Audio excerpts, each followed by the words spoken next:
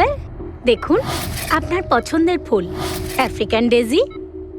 আপনার এই রঙের ফুল খুব ভালো লাগে, তাই না? এই বৃষ্টিটা খুব অদ্ভুত জিনিস। আগের বছর একদম হলো না, আর এবছর এত হলো যে কয়েক জায়গায় বন্যা চলে এলো।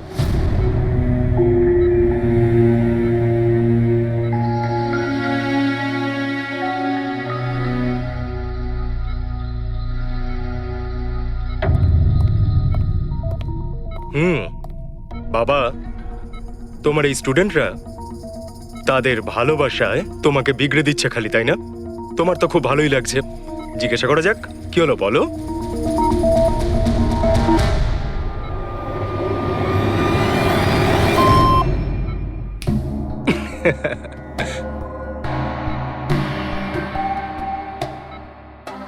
আরে এগুলো তো ময়লা কাপড়, তাই না? দিন, এটা আমাকে দিন। ভাই, আমি আসছি।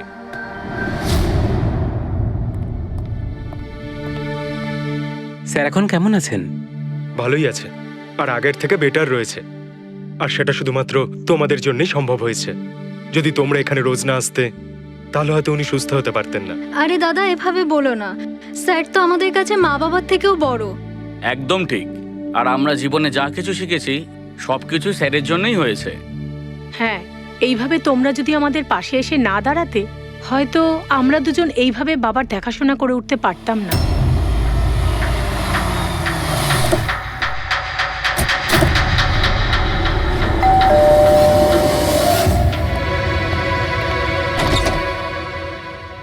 সন্দীপ আঙ্কেল, নমস্কার আঙ্কেল। নমস্কার। ভালো আছো? তোমার বাবা কেমন? ভালো আছেন, খুব ভালো আছেন। বাহ, বেশ কথা। দেখো, ওর জন্য এটা এনেছিলাম।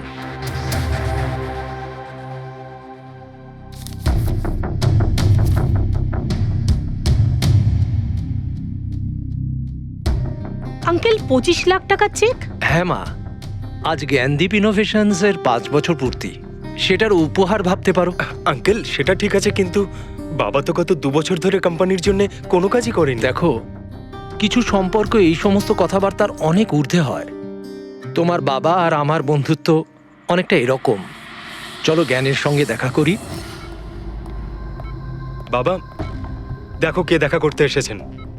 কেমন আছে আমার বন্ধু? আরে, আগে থেকে তো অনেক ফিট মনে হচ্ছে। যদি তোকে এত হ্যান্ডসাম লাগে, নার্স তোকে ভালোবেসে ফেলবে। শোনো প্লিজ। আমি তোমার বাবার সঙ্গে কিছু কথা বলতে চাই, if you don't mind. Sure uncle, যাওয়া যাক। হ্যাঁ হ্যাঁ। প্লিজ এসো সবাই।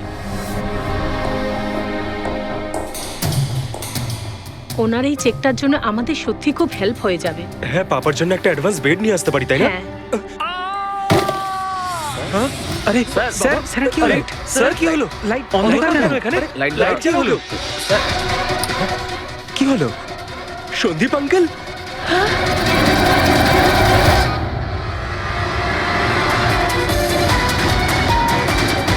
I think he is dead. জ্ঞান স্যার, আপনি ঠিক আছেন তো? এই ছুরিটা ক্যান্সারের হাতে?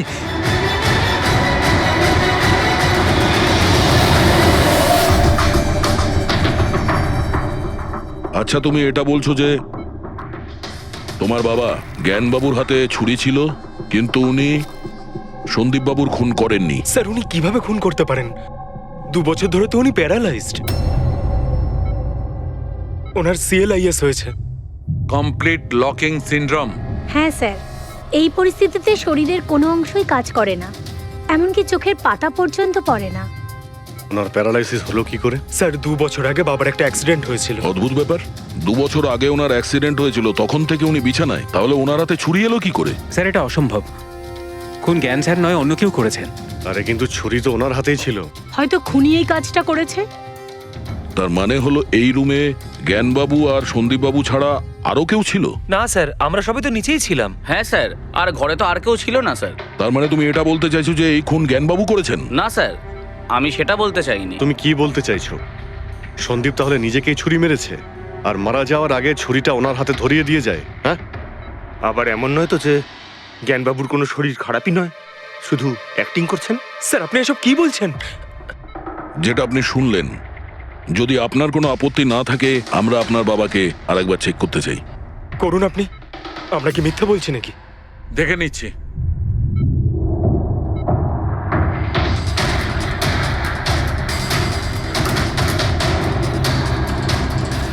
এনার তো পায়ের মাংসপেশিগুলো টোটাল অ্যাট্রোফিক হয়ে গেছে। তার মানে? মানে এক কথায় বলতে পারো যে পায়ের মাংসপেশিগুলো একদম ওই শিথিল হয়ে গেছে। উনি যদি চানও তাহলে 1 ইঞ্চিও এই খাট থেকে নড়তে পারবেন না। স্যার, এবার তো আপনাদের বিশ্বাস হয়েছে তাই না, যে আমার বাবা নাটক করছে না? এটা তো একদম শিওর যে ওই সময় তৃতীয় কেউ ছিল এখানে।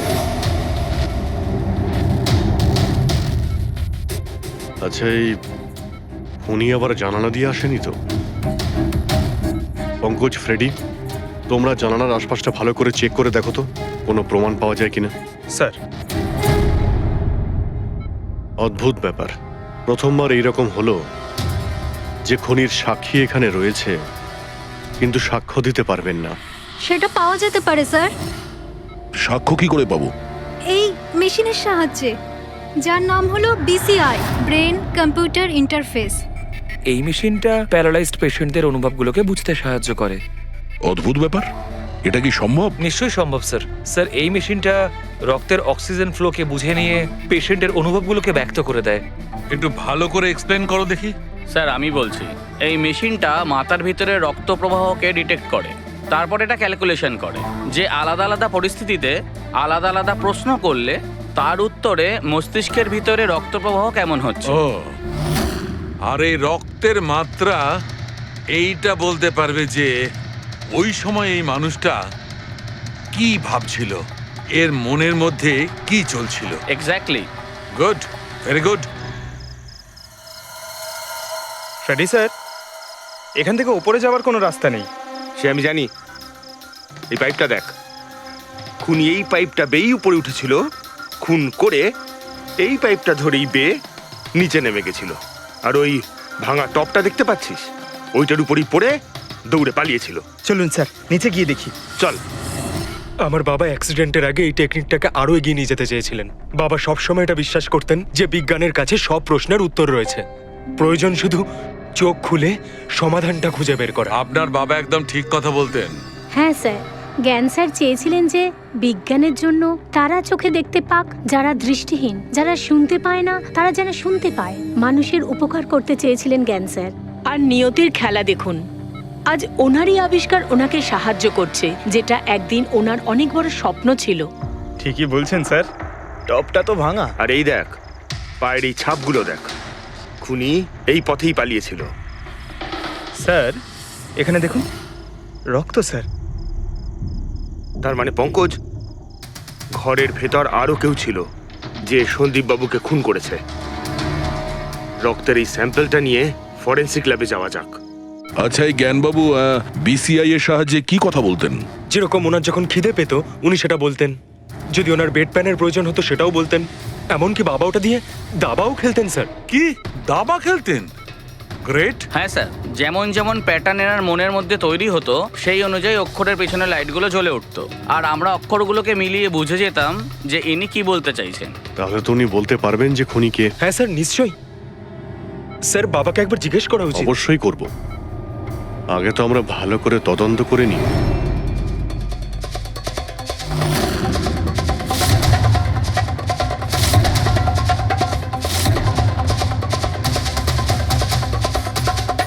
সারিকা, ছুরির মধ্যে কিছু পেলে? শুধু মিস্টার জ্ঞানের আঙুলে ছাপ পাওয়া গেছে, আর কারোরই নয়। তাহলে হতে পারে খুনি গ্লাভস পরেছিল স্যার খুন করার সময়। তার মানে খুনি জানলা দিয়ে ঘরের ভেতরে আসে, ও সন্দীপকে মারে, আর সেই ছুরিটা জ্ঞানের হাতে ধরিয়ে দেয়, আর তারপর লোকেরা এই রুমে আসার আগেই ও জানলা দিয়ে পালিয়ে যায়। স্যার, এটাও তো হতে পারে যে খুনি কোনো বাড়ির লোক। না পূর্বী, রুমে যতগুলো লোক ছিল স্যার, তাদের কারোর শরীরেই চোট বা আঘাতের চিহ্ন ছিল না স্যার। আর ওই শুকিয়ে যাওয়া রক্ত, ওটা কোনো বাইরের লোকেরই। একটা কথা বুঝতে পারছি না দয়া, যদি খুনি বাইরের লোক হয় তাহলে এটা কি করে জানলো যে সন্দীপ জ্ঞানের সঙ্গে দেখা করতে আসবে? 10 মিনিট আগে সন্দীপ পৌঁছে যায় আর তারপর ওর খুন হয়ে যায়। স্যার, এমন মনে হচ্ছে যে হতে পারে এই খুনি সন্দীপ বাবুকে ফলো করছিল। আর যখন সন্দীপবাবু তার পুরো দিনের শিডিউল বানাচ্ছিল, হতে পারে কোনোভাবেও জেনে গেছিল যে বিকেল বেলায় সন্দীপবাবু জ্ঞানবাবুর সঙ্গে দেখা করতে যাচ্ছেন। সে ঠিক আছে, কিন্তু এরা দুজনেই সন্দীপ আর জ্ঞানবাবু কথা বলবে সেটা কি করে জানলো? স্যার, এটাও হতে পারে যে খুনি জানতো না, আর যেহেতু ও ওকে ফলো করছিল, যেই সুযোগ পেয়েছে রুমে ঢুকে ওকে মেরে দিয়েছে। দয়া নিশ্চয়ই ওর সঙ্গে কোনো শত্রুতা ছিল এই সন্দীপের ওপর, সেই জন্যই তো খুনি পিছু না ছাড়েনি। আর বস, যার সঙ্গে এই সন্দীপ বাবুর শত্রুতা ছিল তার এ প্লাস্টিক অ্যানিমিয়া ছিল। ও আচ্ছা, এই জিনিসটা আসলে কি স্যার? পঙ্কজ, এটা একটা খুব রেয়ার ডিজিজ। এই অসুখটা খুব কম লোকের হয়। এতে মানুষের বোন ম্যারো আর বোন ম্যারো স্টেম সেলস ধীরে ধীরে নষ্ট হতে থাকে। রক্তের লোহিত রক্তকণিকা, শ্বেত রক্তকণিকা আর প্লেটলেটস সব ধীরে ধীরে নষ্ট হতে থাকে। যদি এই রোগটা রেয়ার হয়, তাহলে খোঁজ নেওয়া খুব একটা কঠিন হবে না যে শহরে কতজন লোক আছে যাদের এই ধরনের রোগ আছে। এ প্লাস্টিক অ্যানিমিয়া।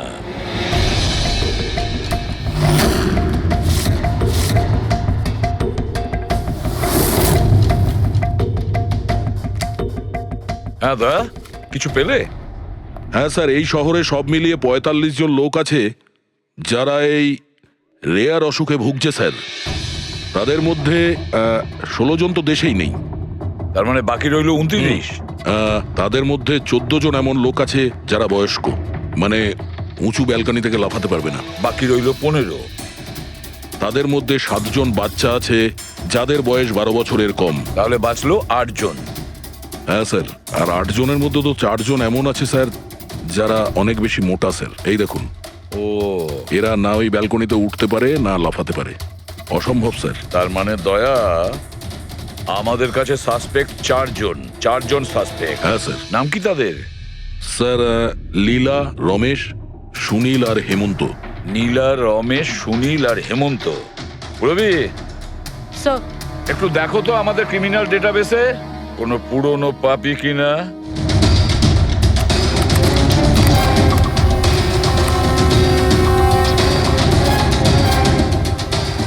পেয়ে গেছি, রমেশ। চুরি, ছিনতাই, তাছাড়া লোকেদের মেরেওছে। থাকে কোথায় সে? সরোজনগর চল। নিয়ে এসে একে।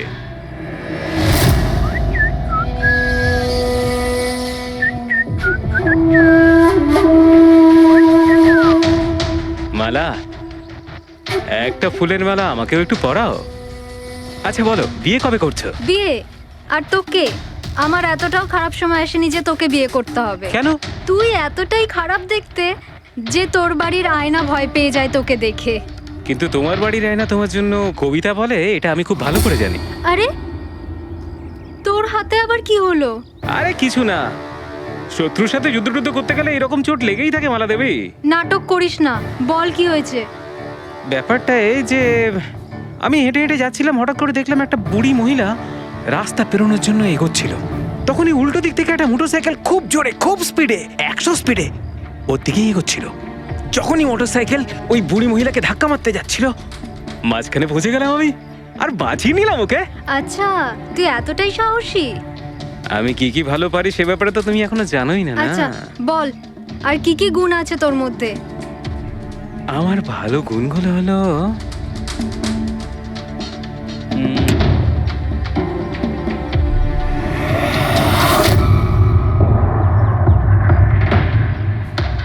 কি হলো? তোর মুখটা ভয়ে এভাবে ফ্যাকাশে হয়ে গেল? মালা, মালা আমাকে একটু একটু একটু লুকোতে দে। আরে মালা, লুকোতে দে। লুকোচ্ছিস কেন? আরে মালা, আরে কেন লুকোচ্ছিস তুই? এটা কি করে দিলি তুই? আমার সব ফুল নষ্ট করে দিলি। স্যার, এ তো সেই।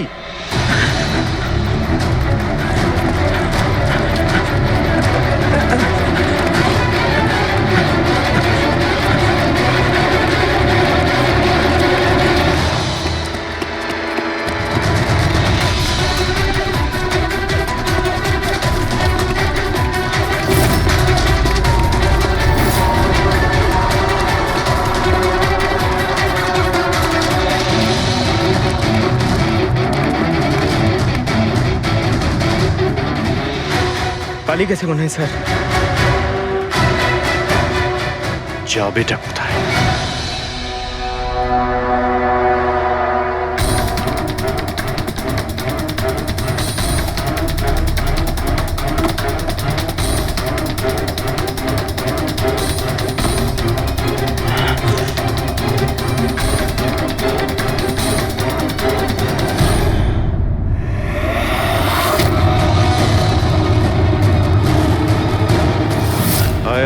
তোরই বাড়ি এটা। দৌড়াচ্ছিস কোথায়? হ্যাঁ, সিআইডি থেকে পালানো তো সহজ নয়। আমার একটা গুণ আছে, যখন আমি রেগে যাই তখন অপরাধীর খারাপ সময় শুরু হয়ে যায়। এর তো খারাপ টাইম শুরু হয়ে গেছে স্যার। এসব কোথা থেকে নিয়ে এসেছিস? হ্যাঁ,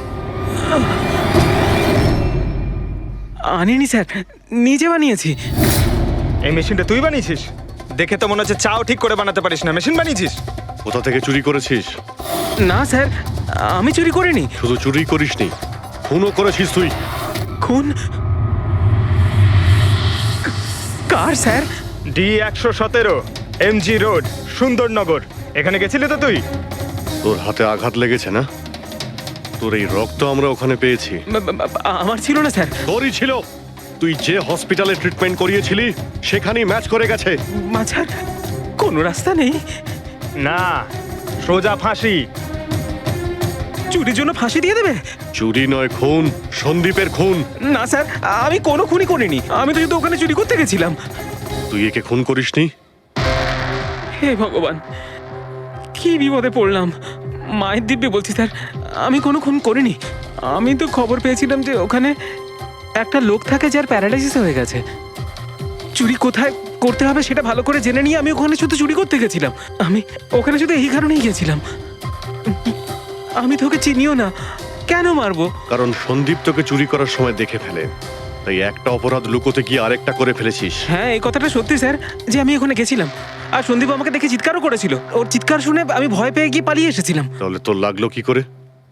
এটা যখন সন্দীপ চিৎকার করলো তখনই লাইট চলে গেছিল, আর অন্ধকারে আমি নিচে লাফালাম। ওই লাফাতে গিয়ে চোট লেগে গেছে। ওই রুমের মধ্যে তুই ছাড়া সেই সময় আর কেউ ছিল না। তুই খুন না করলে কে খুন করবে? না স্যার, আমি ছাড়া অন্য কেউ ছিল ওখানে। কে?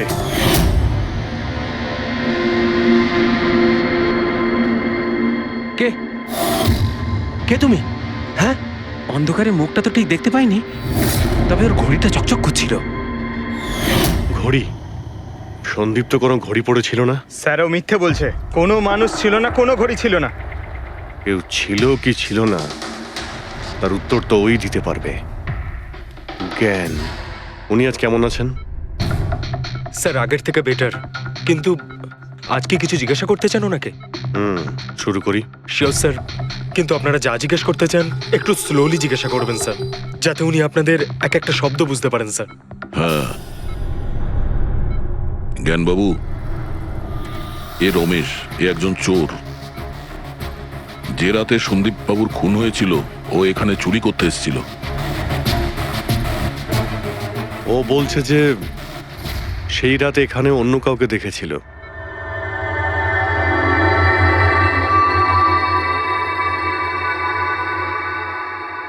রমেশ, ওই রাত্রে তুমি যেখানে দাঁড়িয়েছিলে সেখানে গিয়ে দাঁড়িয়ে যাও। হ্যাঁ স্যার। স্যার, আমি এই দিক দিয়ে ঢুকেছিলাম আর এখানে এলাম, আর তারপর আমি এদিকে দেখলাম, আর যখনই আমি এখানে পৌঁছালাম দেখলাম সন্দীপ ওখানে দাঁড়িয়ে আছে। আমি ভয় পেয়ে পেছন দিকে ঘুরলাম, আর তখনই কারেন্ট চলে গেল। এখানে দাঁড়িয়েছিলে মানে উনি নিশ্চয়ই তোমাকে দেখেছেন। আচ্ছা, ও কি এখানে ছিল?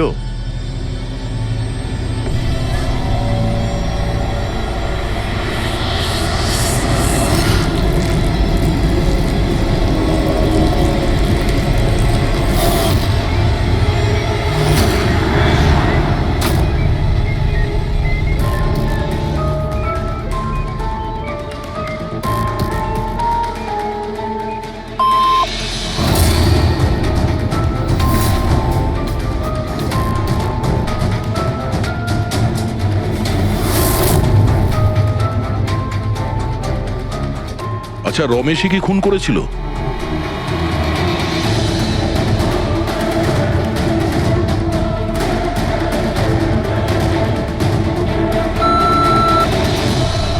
নো নো স্যার, নো মানে না স্যার, আমি বলেছিলাম না আমি মারিনি স্যার। হ্যাঁ ঠিক আছে, তুমি এদিকে দাঁড়াও। আচ্ছা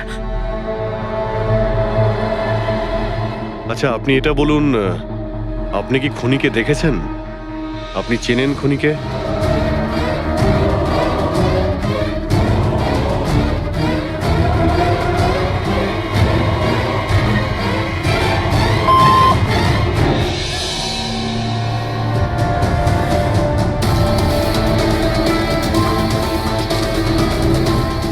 আচ্ছা, খুনি এই মুহূর্তে এই রুমে আছে?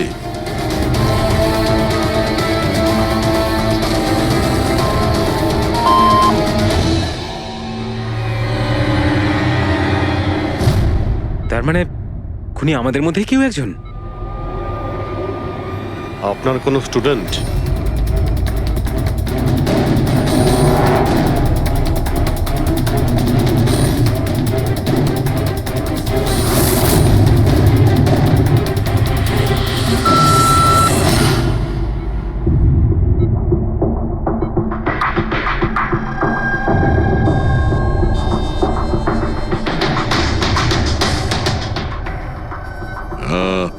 নার্স কিংবা ওয়ার্ড বয়? এসবের মধ্যে আপনারা আমাকে কেন টানছেন? আপনি যদি কিছু করেই না থাকেন, আপনি ভয় পাচ্ছেন কেন?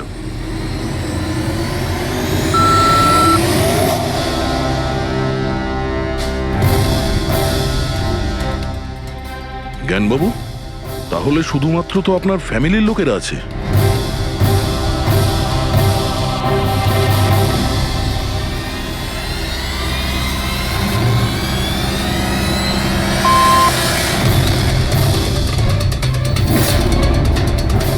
কি বাবা, তুমি এসব কি বলছো? হ্যালো, রিল্যাক্স, ওখানে দাঁড়িয়ে থাকো। যাও, ওখানে দাঁড়িয়ে থাকো। আচ্ছা, এটা বলুন, আপনার ছেলেই কি খুনি?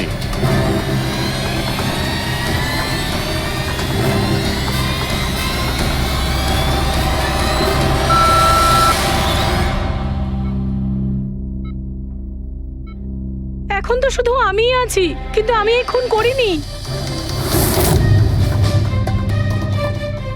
জ্ঞানবাবু, আচ্ছা জ্ঞানবাবু, রিনা খুনি?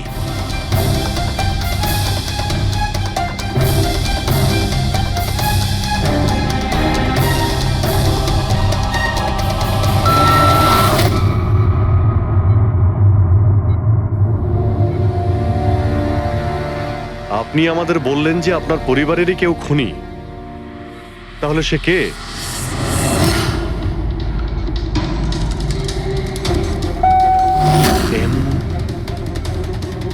এম? আপনাদের মধ্যে কার নাম এম থেকে শুরু হয়?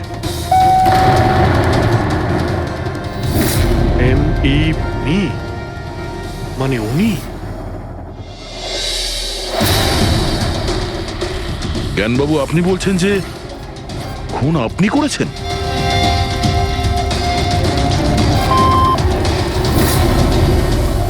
বুঝতে পারছি না ইনি কেন আমাদের সঙ্গে এরকম খেলা খেলছেন।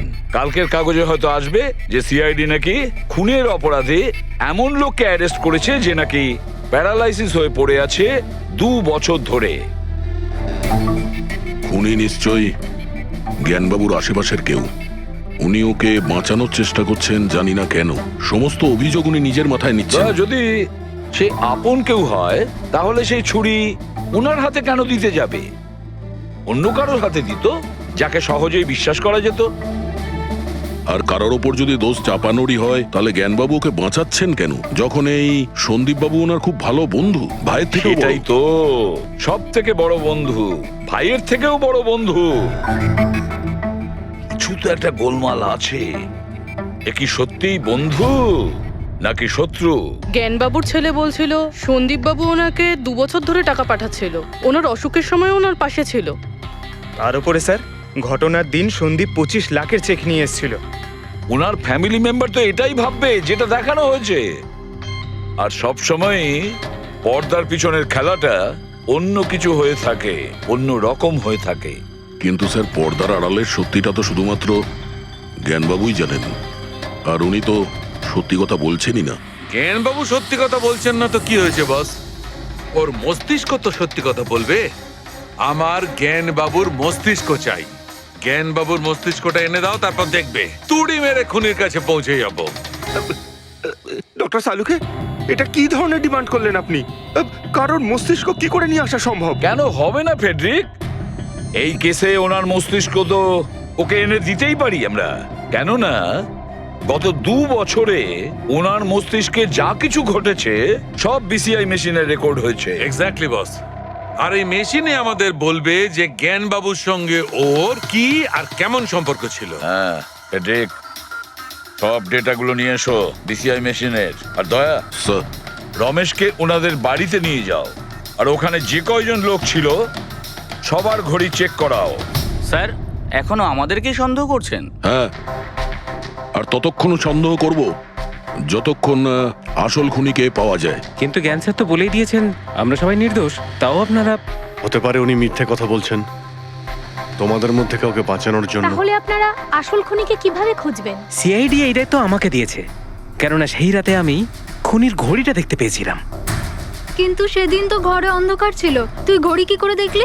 ম্যাডাম, এই পৃথিবীর বেস্ট চোর আমি।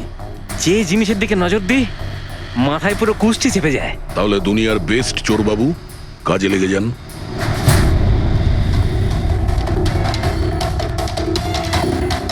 সস্তা, টেকসই, সুন্দর, 11,000 টাকা।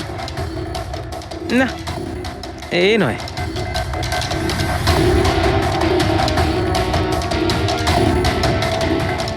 না স্যার, আপনি একটু হাতটা দেখাবেন? এও নয়, এটা তো একেবারে বেকার। ও হ্যালো, বেকার এটা, 2 লাখ টাকা দাম। আরে ম্যাডাম, 2 লাখের ঘড়ির কপি, এটা ডুপ্লিকেট মাল। চোর বাজারে এর গুদাম আছে, 1500 টাকাতে আনিয়ে দেবো। হাতটা দেখি। হাত কেন কাঁপছে আপনার সকাল সকাল? না স্যার, এও নয়। স্যার অ্যাকচুয়ালি আমার নিউরোলজিক্যাল প্রবলেম রয়েছে।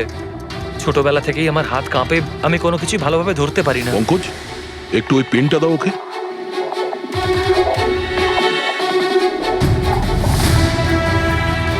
ঠিক করে ধরবেন আপনি। এ তো পেনটাও ধরতে পারছে না। স্যার অ্যাকচুয়ালি জ্ঞান স্যার আমার এই প্রবলেমটাই সলভ করতে চেয়েছিলেন। উনি এর সাথে রিলেটেড রিসার্চও করছিলেন, কিন্তু হয়তো ভাগ্যের সম্মতি ছিল না এতে। আর জ্ঞান স্যারের গাড়ির অ্যাক্সিডেন্ট হয়ে গেল। ভরসা রাখো, এর কোনো না কোনো চিকিৎসা তো হয়েই যাবে। তুমি দেখো বাকিদের ঘড়িগুলো। না স্যার, এদের মধ্যে কারোর ঘড়িই নয়। কারোর কাছেই নেই? হতে পারে খুনির কাছে একের থেকে বেশি ঘড়ি আছে। ওই দিন ও যে ঘড়িটা পড়েছিল আজ ওটা পড়েনি। হায় ভগবান, আপনি এখনো সন্দেহ করছেন? পঙ্কজ, এই রমেশকে নিয়ে যাও। পৃথিবীতে যত ঘড়ি আছে, যত মডেলের রয়েছে, সবগুলো দেখাও ওকে। স্যার, যত ঘড়ি আছে, যত মডেল আছে, সব? তবেই তো জানা যাবে খুনি কোন মডেলের ঘড়ি পড়েছিল। এক মিনিট, একটু এদিকে আয়, এদিকে আয়।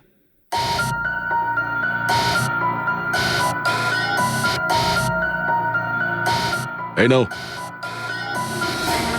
নিজের মানিব্যাগ সাবধানে রাখবেন যখন এই লোকটার সাথে আছে। হ্যাঁ, বলেছিলাম না পৃথিবীর বেস্ট চোর আমি। আর দীপিকার ইয়াররিং আমার ইয়াররিংস? বার কর। স্যার, আপনি এটাও দেখে ফেলেছেন? সিআইডি থেকে কিছু লুকোনো যায় না। হ্যাঁ, যা। আয় বেস্ট চোর, এদিকে আয়। আপনারা এটা বলুন যে এই জ্ঞানবাবু আর সন্দীপের মধ্যে কোনো কি প্রবলেম চলছিল? স্যার খুব ভালো সম্পর্ক ছিল। তাহলে জ্ঞানবাবু সন্দীপবাবুর খুনের অভিযোগ নিজের মাথায় নিলেন কেন? ওনাদের দুজনের ভেতরে কোনো টেনশন হয়েছিল? না স্যার, কোনো টেনশন তো ছিল না, কিন্তু একটা বিষয় নিয়ে তর্ক হচ্ছিল। অ্যাক্সিডেন্টের ঠিক আগে ওনার বিসিআই মেশিনটা একটা পয়েন্টে এসে আটকে গেছিল, আর কোনো রকম সলিউশনও পাওয়া যাচ্ছিল না। এই জন্য জ্ঞান স্যার সবসময় বিরক্ত থাকতেন আর খুব রাগও করতেন। হ্যাঁ স্যার, যখন সন্দীপ আঙ্কেল বাবাকে বলেছিলেন যে আপনি চিন্তা করবেন না, দেখবেন সব ঠিক হয়ে যাবে, তখন বাবা ওনার উপরও রেগে গেছিলেন। হ্যাঁ স্যার, এর জন্য হয়তো উনি জোরে গাড়ি চালাচ্ছিলেন আর অ্যাক্সিডেন্টটা হয়ে গেছে। এক মিনিট। যদি এই অ্যাক্সিডেন্টটা বিসিআই মেশিন তৈরি হওয়ার আগেই হয়েছিল, তাহলে এই বিসিআই মেশিনটা কাজ করছে কি করে? স্যার সন্দীপ আঙ্কেল সেটা কমপ্লিট করেছিলেন। সন্দীপ বাবু? কিন্তু উনি তো কোনো সায়েন্টিস্ট ছিলেনই না। হ্যাঁ, কিন্তু জানি না স্যার, সন্দীপ আঙ্কেল ওই মেশিনের সব সমস্যাগুলো ঠিক করে দিয়েছিলেন স্যার। আর বাবার অ্যাক্সিডেন্টের 1 মাস পরেই ওটা কাজ করতে শুরু করে দেয়, আর প্রজেক্টও সাকসেসফুল হয়েছে স্যার। অদ্ভুত ব্যাপার, এটা কি করে হতে পারে? একজন নন সায়েন্টিস্ট এরকম কমপ্লিকেটেড মেশিন কি করে চালু করতে পারে, যেটা ওনার মতো বৈজ্ঞানিকই শুরু করতে পারেননি? বোধহয় আন্দাজে করে ফেলেছিলেন।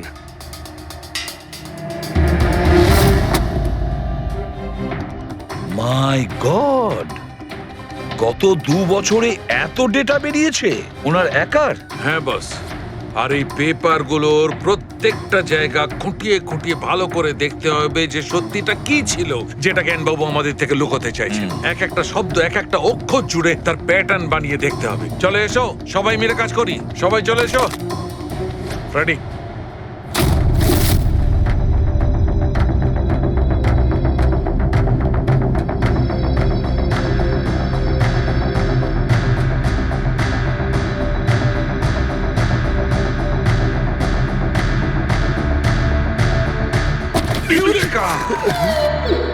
কি হলো স্যার?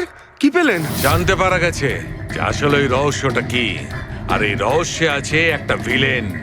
জানতে পেরেছি যে জ্ঞানবাবু কিভাবে একটা একটা অক্ষর জুড়ে এই ঘটনাটাকে ব্যাখ্যা করেছেন। অক্ষর, অক্ষর থেকে তৈরি শব্দ, আর শব্দ থেকে তৈরি বাক্য, সেন্টেন্স।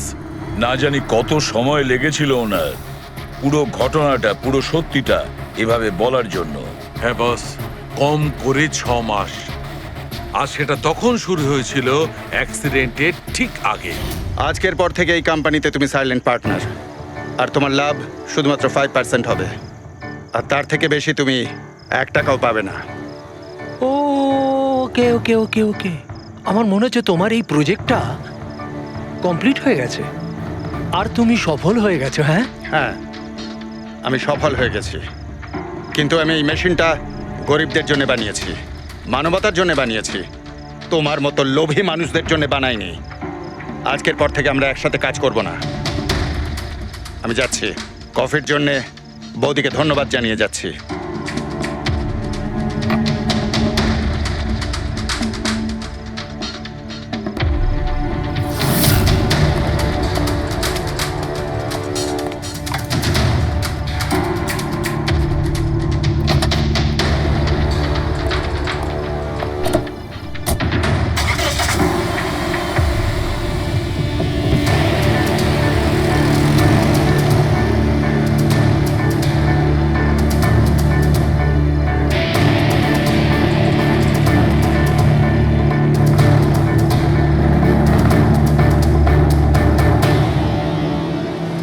এ কি হলো? হঠাৎ করে গাড়ি ব্রেক ধরছে না কেন? ব্রেক ছুঁয়ে কি হলো?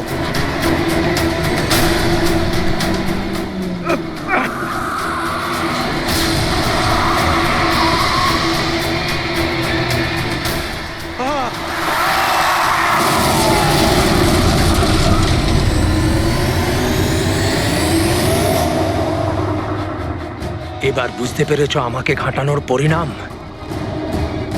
আমাকে তুমি 5% দিতে যাচ্ছিলে, তাই না?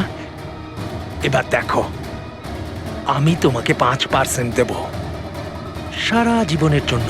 তার মানে সন্দীপ যে বন্ধুত্বের নাটকটা করছিল আসলে ও মুখোশ পরা শয়তান ছিল। আর স্যার, যদি পুরো ডেটা এই কাগজে লেখা থাকে তার মানে হলো জ্ঞানবাবু এই কথাটা নিজের মনে রাখেননি, কাউকে না কাউকে সন্দীপবাবুর আসল উদ্দেশ্যটা বলেছেন।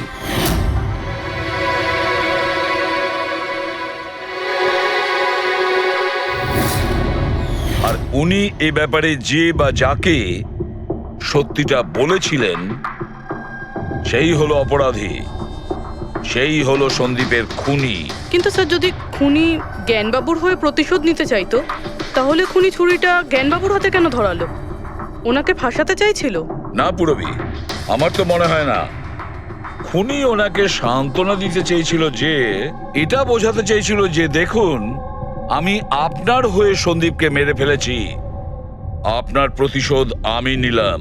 আর তাকে বাঁচানোর জন্য জ্ঞানবাবু পুরো অভিযোগ নিজের উপর নিয়ে নিয়েছেন। দয়া, খুনির কাছে পৌঁছানোর একটাই রাস্তা আছে, সেই ঘড়িটা, রিস্ট ওয়াচ, যেটা রমেশ দেখেছিল।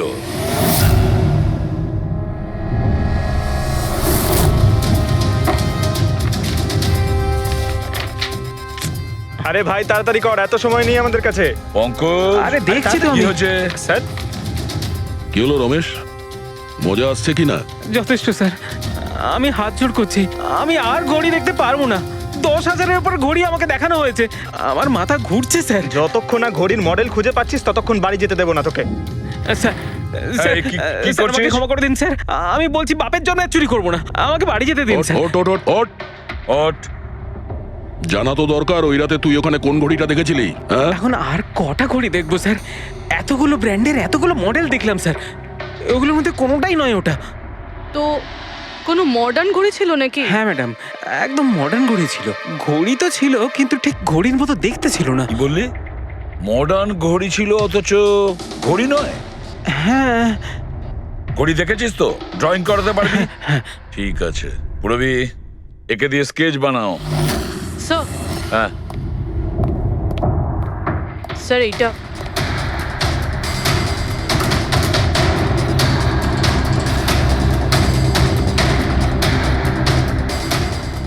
মাই গড, কি হলো?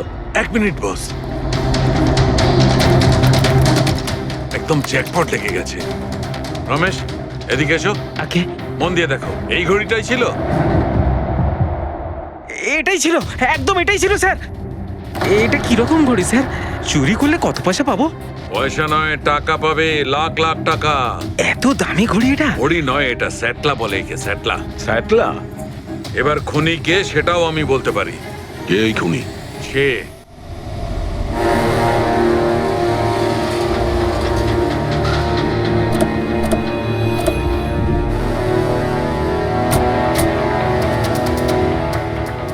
আপনি একটু আপনার হাজবেন্ডকে ডাকুন। কিন্তু আপনারা কারা? আপনি ডাকুন না ওনাকে, উনি চেনেন আমাদের। সোনু, সোনু একটু বাইরে এসো, কারা দেখা করতে এসেছে।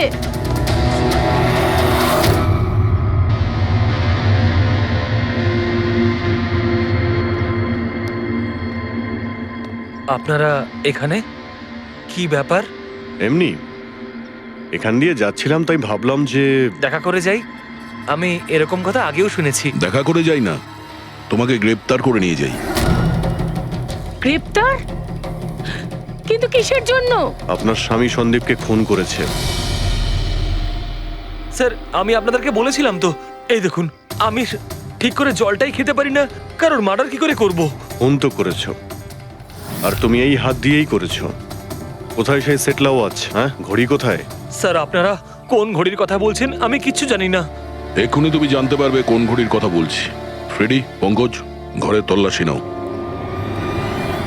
পঙ্কজ, উপরে যা, আমি বেডরুমটা দেখছি।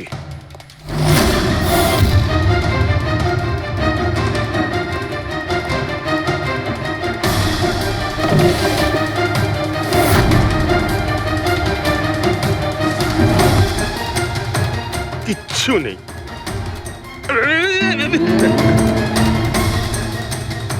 কি ফুটলো? স্যার, স্যার, বালিশটার মধ্যে কিছু একটা আছে। বালিশের ভেতরে?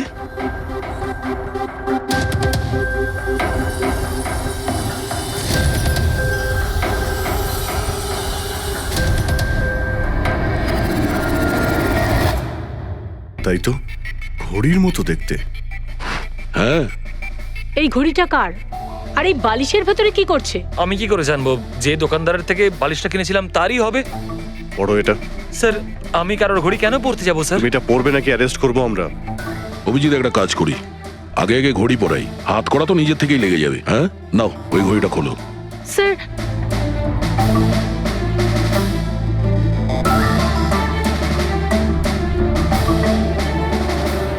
আরে বাহ, দেখো এর হাত কাঁপা বন্ধ হয়ে গেছে।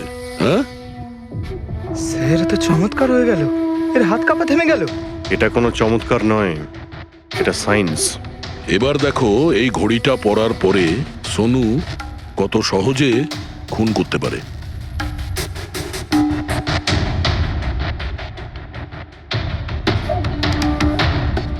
স্যার, কিন্তু এই ঘড়িটা কাজ করে কি করে? এটাকে সেটলা বলে পঙ্কজ। মোশন সেন্সর আর আর্টিফিশিয়াল ইন্টেলিজেন্স টেকনিক দিয়ে বানানো হয় এই ঘড়ি, কারণ ওর মতো যাদের এই রোগ আছে তাদের জন্য, মানে যাদের হাত কাঁপে। শুধু একটাই উদ্দেশ্য ছিল আমার, প্রতিশোধ আর প্রতিশোধ। জ্ঞান স্যার আমাকে বিসিআই এর সাহায্যে সবকিছু বলে দিয়েছিলেন। আপনাকে কথা দিচ্ছি স্যার, আপনার শত্রুদের শাস্তি দিলেই আমি একটু শান্তি পাবো। এটা আমার তরফ থেকে ছোট্ট গুরুদক্ষিণা মনে করতে পারেন। সেদিন কোম্পানির অ্যানিভার্সারি ছিল আর আমি জানতাম যে সন্দীপ ওখানে নিশ্চয়ই আসবে। প্রত্যেকবারের মতন জ্ঞান স্যারের সাথে ও ওটাই করবে। জ্ঞান স্যারের সাথে কথা বলার আগে ও সবাইকে বাইরে বের করে দিত, যাতে ও স্যারকে অপমান করতে পারে। কিন্তু এইবারে ও এটা জানতো না যে মৃত্যু ওর জন্য অপেক্ষা করছে। আজ আমাদের কোম্পানির 5 বছর পূর্তি।